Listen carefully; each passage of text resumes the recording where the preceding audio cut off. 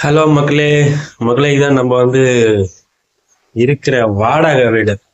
இந்த வீடு 5000 ரூபாங்க மாசம் வாடகை. நம்ம துபாயில இருக்கிறோம். லீவுக்காக வீட்டுக்கு வந்திருக்கோங்க. வந்ததோட இங்க ரெஸ்ட் எடுக்கிறது கிடையாது. வீட்டுக்கு என் ஒய்ஃபுக்கு தான் காலையிலேருந்து மதியானம் வரைக்கும் சமைச்சு கொடுத்துட்டு இருக்கோங்க. அப்படியே என் ஒய்ஃப் பார்த்தீங்கன்னா ஒரு ஒரு வேலையா சொல்லுவாங்க. எல்லா வேலையும் இந்த ஒரு மாசம் அவங்களுக்கு நம்மளால முடிஞ்ச ஹெல்ப் பண்ணி கொடுப்போம்.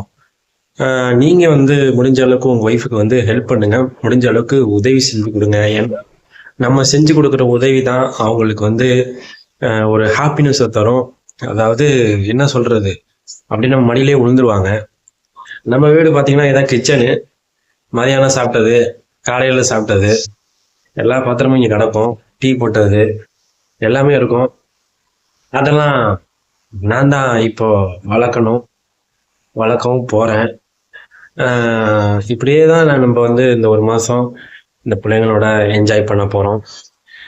வீட்டில் எப்படி வச்சுருக்காங்க பாருங்க.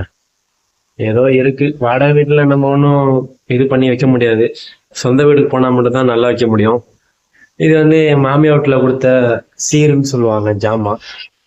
பாம்பே சட்டி மாதிரி ஒரு பெரிய சட்டி கொடுத்துருக்காங்க. ஏன்னா அந்த குடும்பம் பண்டாரிக்கு போமா, ஆனால் அந்த சட்டியை வச்சு குழச்சிக்கலாம். அதுக்காக இந்த சட்டி கொடுத்துருக்காங்க. இந்த சட்டியை வச்சுக்கிட்டு நமக்கு ஃபியூச்சர்ல ஏதாவது வெளிநாடு போல வாய்ப்பு இல்லைன்னா பிரியாணி கடையோட வைக்கலாம். அதுக்குதான் இந்த சட்டி. எவ்வளவு பெரிய சட்டி விட்டுருக்காங்க பாருங்க. 1க்கு 4 சட்டி இருக்கு. இதை வச்சு பொழைச்சிக்கலாம். அதுக்கப்புறம் நம்ம கிச்சன் இப்படிதான் இருக்கு. பார்த்துக்கங்க, கன்றாவியா தான் இருக்கும். இதை வச்சுதான் ஓட்டிக்கிட்டு இருக்கோம். அதுக்கப்புறம் இது நான் வாடகை இருக்கிறதால இது என் ரூமு. இது ஒரு பெட்டு. அதுக்கப்புறம் இது மாமியார் வீட்டில் கொடுத்த பீரோலு. இது கட்டில்.